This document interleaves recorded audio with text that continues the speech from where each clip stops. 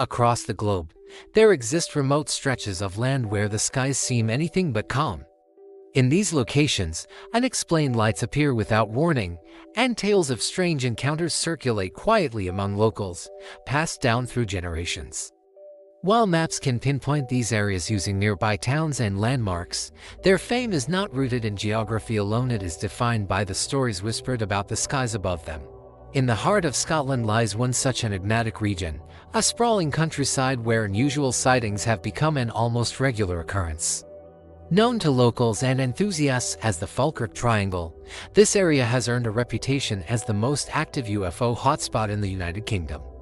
Here, ordinary fields and quiet roads often meet phenomena that defy explanation, merging the mundane with the extraordinary. Historical records suggest that humanity has long witnessed visitors from beyond, from the intricate carvings on ancient Egyptian temples to detailed medieval manuscripts. Evidence of strange beings and otherworldly craft is scattered across the annals of civilization. These occurrences are not a product of modern imagination. They have been observed and recorded for centuries. However, it was only during the mid-20th century that the notion of extraterrestrial visitors firmly rooted itself in the global consciousness. The year 1947 marked a turning point.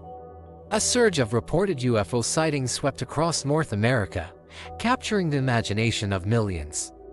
On June 24th of that year, an American businessman named Kenneth Arnold took to the skies in his private plane over the rugged terrain of Washington state.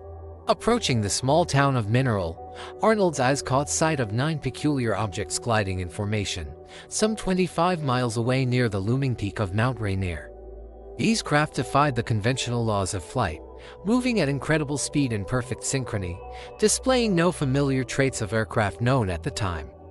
When Arnold later recounted the experience to reporters, he likened the motion of the objects to a saucer skipping across water. While he described only their movement and not their exact shape, the phrase flying saucer immediately caught on, cementing its place in popular culture and forever linking it with mysterious aerial objects. In the aftermath of Arnold's sighting, reports of similar phenomena surged dramatically. Fueling fascination and debate that continues to this day, governments took notice. In the United States, military investigations into UFOs commenced, followed by similar inquiries in the United Kingdom during the 1950s. Early studies indicated that sightings often clustered near major cities like Manchester and Liverpool.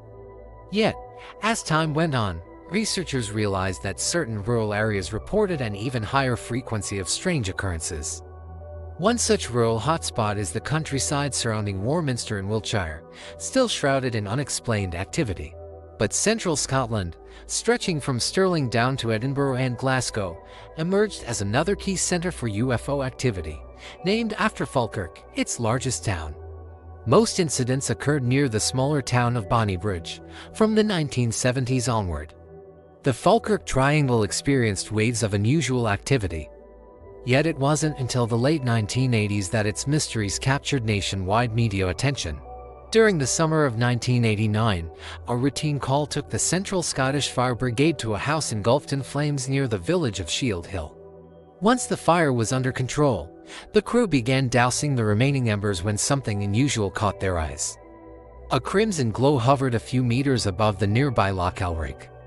Initially, the firefighters assumed it was a police helicopter, but as they watched, the oddity became unmistakable. The object made no sound, produced no rotor wash, and remained perfectly still in the air.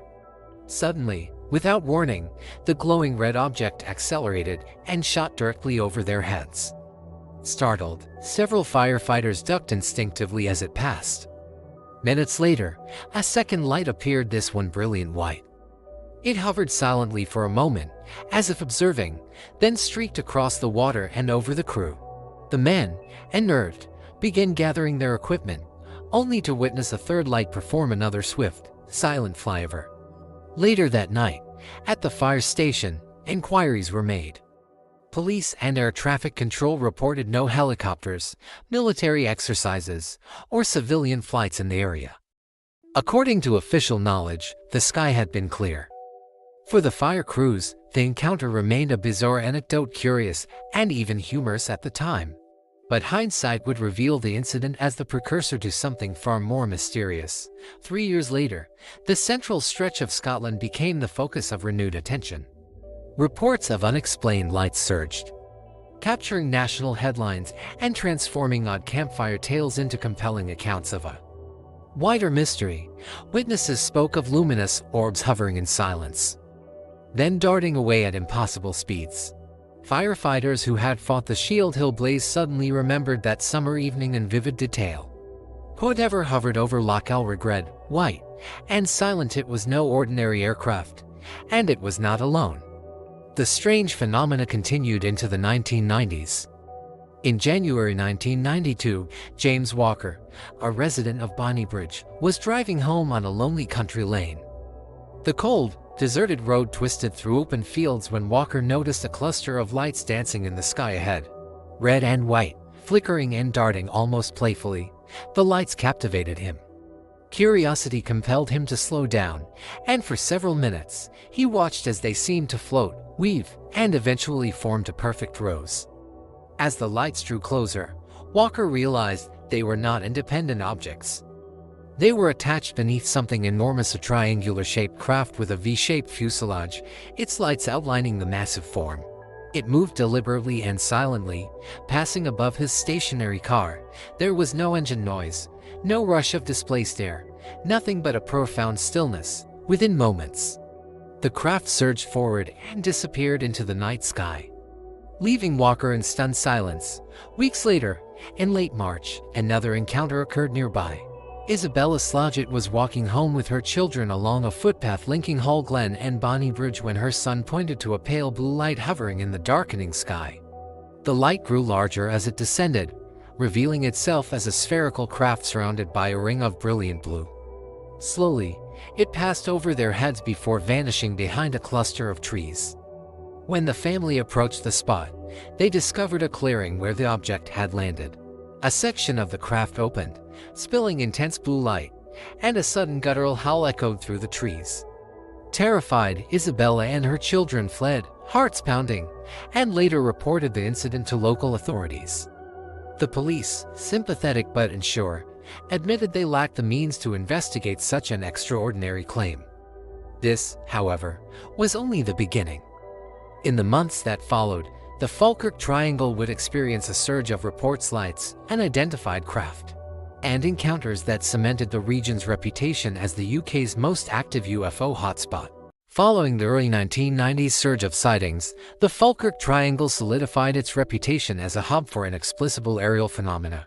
Residents and visitors alike reported strange lights, unusual craft, and encounters that seemed to defy the laws of physics.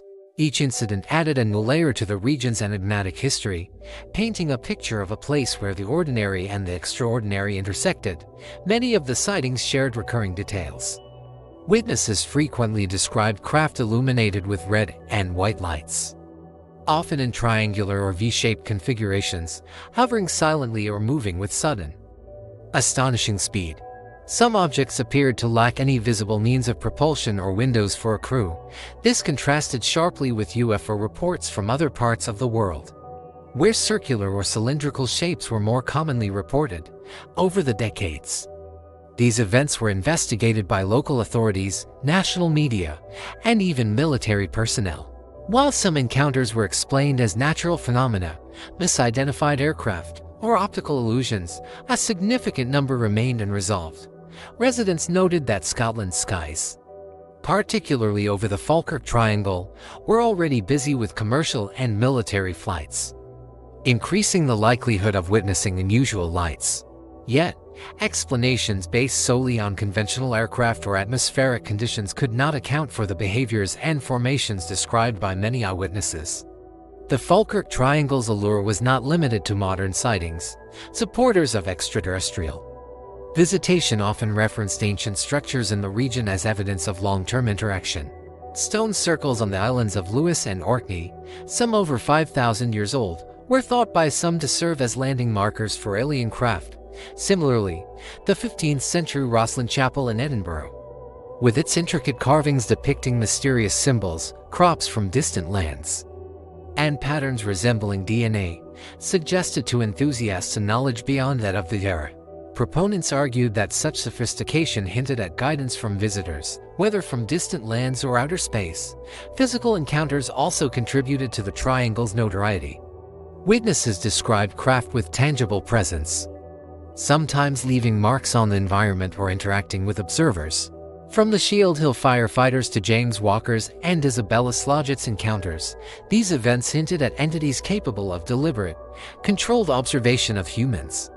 The reports ranged from fleeting glimpses to extended interactions, leaving witnesses shaken yet unwavering in their testimonies. By the early 2000s, the British government had conducted a formal investigation into UFO activity, including numerous reports from central Scotland. While many cases were attributed to celestial objects or natural phenomena, a notable percentage remained unexplained.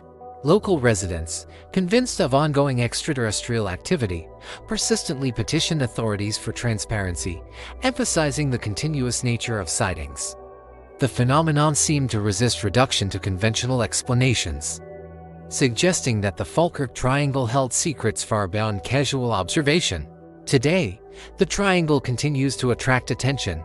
Between 45 and 60 new UFO sightings are reported annually, drawing both skeptics and believers to the area. Each incident reinforces the notion that this patch of Scotland remains a hotspot where humanity's understanding of the skies is challenged. While definitive answers remain elusive, the combination of historical, physical, and eyewitness evidence keeps the legend of the Falkirk Triangle alive, offering a reminder that the universe still holds mysteries waiting to be discovered. The Falkirk Triangle stands as a testament to the unknown, a place where stories, light, and legend converge. It is a region where the unexplained has endured through generations, captivating imaginations and challenging perceptions. And as long as the lights continue to flicker across its skies, the world will watch, wonder, and question what truly lies beyond the clouds. If you enjoyed this journey into mystery and the unknown, make sure to subscribe and hit the bell so you never miss what's coming next. At Hidden Arc, every story has depth, and every secret hides a side you've never seen before. Stay with us. The mystery is far from over.